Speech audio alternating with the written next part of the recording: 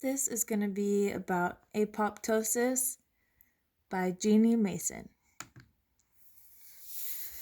Why do we see the latter pattern after DNA fragmentation?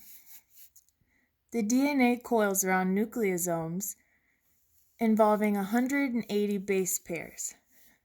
The DNA between consecutive nucleosomes are connected by internucleosomal linker DNA. The linker DNA is the only part exposed for cleavage during DNA fragmentation. The DNA is fragmented in multiples of around 200 base pairs. In the absence of oxygen, the cell respires anaerobically. Nitric oxide induces apoptosis by dissipation of membrane potential to increase the permeability of the mitochondrial membrane.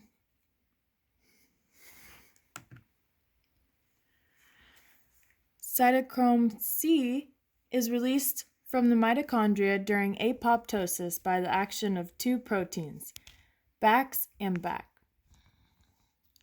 Mitochondria also release proteins known as second mitochondria-derived activators of caspases into the cytosol after the increased permeability of the mitochondrial membrane. When cytochrome C is released, it binds with apoptotic protease activating factor 1 and ATP to form an apoptosome. Apoptosomes cleave procaspase to form caspase 9, which in turn cleaves to form caspase 3. Caspases are proteins that are highly conserved, cysteine-dependent, aspartate-specific proteases. There are two types of caspases: initiator caspases, which are caspase 2, 8, 9, 10, 11, 12, and effector caspases, which are caspase 3, 6, and 7. The enzyme responsible for apoptotic DNA fragmentation is the caspase-activated DNase. CAD is normally inhibited by another protein, the inhibitor of caspase-activated DNase. During apoptosis, the apoptotic effector caspase 3, cleaves ICAD and causes CAD to become activated. CAD cleaves DNA in the internucleosomal linear DNA sites, producing DNA fragments of 200 base pairs or its multiples, which is why we see the latter pattern.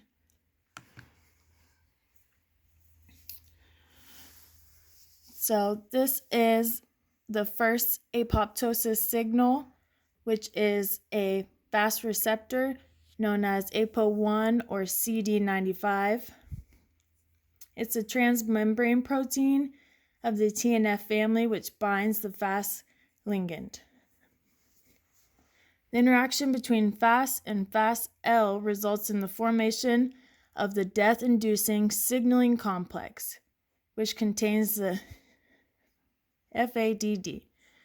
Caspase A and caspase 10 in some types of cells process caspase A directly and activates other membranes of the caspase family. It triggers the execution of apoptosis of the cell. In other types of cells, the Fas disc starts a feedback loop that spirals into increasing release of pro-apoptotic factors from the mitochondria and the amplified activation of caspase 8. The TNF pathway. TNF alpha is a cytokine produced mainly by activated macrophages and is the major extrinsic mediator of apoptosis. Most cells in the human body have two receptors for TNF alpha, which would be TNF-FR1 and TNF-R2. The binding of TNF-alpha to TNF-R1 has been shown to initiate the pathway that leads to caspase activation via the intermediate membrane proteins, TNF receptor-associated death domain and Fas-associated death domain protein. CIAP1.5 can inhibit TNF-alpha signaling by binding to TRAF2. FLIP inhibits the activation of caspase A. Binding of this receptor can also indirectly lead to the activation of transcription factors involved in cell survival and inflammatory responses. Signaling through TNFR1 might also induce apoptosis in a caspase-independent manner.